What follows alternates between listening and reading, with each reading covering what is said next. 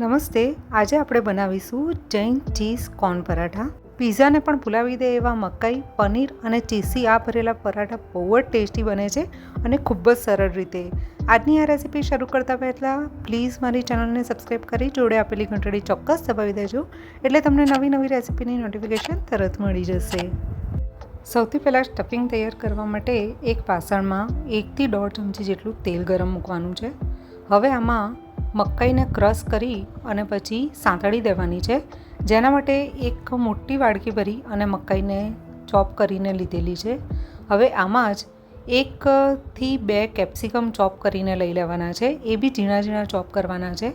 પહેલાં એને 2 મિનિટ માટે તેલમાં સાંતળી દઈશું અને થોડી વાર માટે સતળાઈ જાય એના પછી હવે આમાં મીઠું નાખીશું. સ્વાદ પ્રમાણે મીઠું નાખી અને મીઠાને સારી રીતે મિક્સ કરી અને પાછું અને 2 થી 3 મિનિટ માટે સીનવા દેવાનું છે. અહીંયા મકાઈ એકદમ ઝીણી ક્રશ કરીને લેવી, જેથી કરીને પરાઠા વણવામાં સહેલાઈ રહે. જો આ રીતની મકાઈ અને કેપ્સિકમ સીની જાય, હવે ફ્લેમ બંધ કરી અને આને ઠંડુ થવા દઈશું. હવે પરોઠાનો લોટ બાંધવા માટે એક મોટી વાડકી ભરી અને ઘઉંનો લોટ લેવાનો છે અને એ જ વાડકીથી માપી અને પા વાડકી જેટલી સોજી લઈ લેવાની છે. સોજી નાખવાથી જે પરોઠા છે એકદમ ખસ્તા બનશે. હવે આમાં સ્વાદ પ્રમાણે મીઠું નાખી દઈશું અને નાખી દઈશું થોડું તેલ. તેલ, મીઠું, સોજી અને લોટ સારી રીતે મિક્સ કરી અને હવે આમાં જરૂરત પ્રમાણે થોડું પાણી નાખી અને એક કઠણ લોટ બાંધીને તૈયાર કરી દઈશું. લોટ સારી રીતે બંધાઈ જાય હવે આને 15 મિનિટ માટે ઢાંકી અને રહેવા દઈશું. લોટ પલળે છે ત્યાં સુધી સ્ટફિંગમાં મસાલો કરી દઈશું, જેના માટે કેપ્સિકમ અને મકાઈમાં 1 ચમચી જે કાળા મરીનો પાવડર આવે છે એ નાખવાનો છે, 1 ચમચી ઓરેગેનો નાખી દઈશું અને 1 ચમચી નાખી દઈશું ચીલી ફ્લેક. થોડા ધોયેલા ધાણા નાખી દઈશું. ધાણામાં પાણી ના રહેવું જોઈએ બિલકુલ પણ. હવે આમાં પનીર નાખી દઈશું. મેં ઘરે દૂધ ફાડીને પનીર બનાવેલું છે, એટલે આ રીતે ક્રમ્બલ કરેલું છે. જો તમે બહારનું પનીર વાપરો છો તો છીણીને વાપરવું. હવે થોડી મોઝરેલા ચીઝ નાખી દઈશું. જો મોઝરેલા ચીઝ ના હોય તમારી જોડે તો એની જગ્યાએ જે પ્રોસેસ ચીઝ નાખો છો એની ક્વોન્ટિટી થોડી વધારી દેવી. અહીંયા પનીર અને ચીઝ તમે તમારી પ્રમાણે વધારે કે ઓછી નાખી શકો છો. બધું સારી રીતે મિક્સ કરી દેવું અને હવે લોટમાં થોડું તેલ નાખી અને લોટને સારી રીતે મસળી અને આમાંથી પરોઠા માટે લુવા તૈયાર કરી લેવા.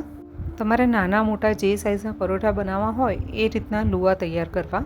હવે આ રીતે લુવા બનાવી અને એને સૂકા લોટમાં રગદોળી એટલે કે અટામણમાં અને પછી આ રીતની એક મોટી રોટલી વણીને તૈયાર કરવાની છે. હું આજે આને ટ્રાયંગલ શેપ આપી રહી છું, એટલા માટે આ રીતે એક વખત મોટી રોટલી વણાઈ જાય પછી વચ્ચે સ્ટફિંગ મૂકવાનું છે અને એને ત્રિકોણ શેપ આપી દેવાનો છે. આ સમયે વધારે પડતું સ્ટફિંગ ના ભરવું, નહીંતર તમને પરોઠા વણવામાં પરોઠા ફાટી શકે છે. મિડલમાં સ્ટફિંગ મૂકી અને ગોળ કે ત્રિકોણ તમારે જે રીતનું વણવાનું હોય એ રીતનું આને શેપ આપી દેવો અને આ રીતે રોટલીને બંધ કરી દેવી. હું આજે ત્રિકોણ વણી રહી છું એટલે આ રીતે ટ્રાયંગલ શેપ આપી રહી છું.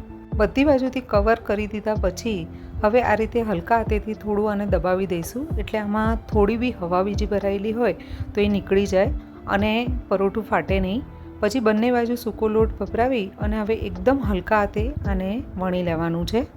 જુઓ આ રીતે ધીરે ધીરે હલકા હાથેથી વણી અને થોડું મોટું થઈ જાય હવે આને તવા પર નાખી દઈશું. તવો બહુ વધારે ગરમ ના હોવો જોઈએ આ સમયે. હવે ધીમા અને મીડિયમ તાપ ઉપર આને બંને બાજુ સીનવી લેવાનું છે. બંને બાજુથી પરોઠું સારી રીતે સીની જાય પછી ઘી અથવા તો તેલની મદદથી બંને બાજુ આ રીતે લગાડી અને પછી બંને બાજુ શેકી દેવાનું છે. આ રીતે બધા જ પરોઠા બનાવી અને તૈયાર કરી લેવાના છે. ચીઝ, પનીર અને મકાઈવાળા આ પરોઠા એટલા ટેસ્ટી બને છે ને કે તમે પીઝાને પણ ભૂલી જશો. આને તમે કેચઅપ જોડે સર્વ કરી શકો છો, ટિફિન બોક્સ માટે બનાવી શકો છો અને તમે આને ડિનરમાં પણ સર્વ કરી શકો છો.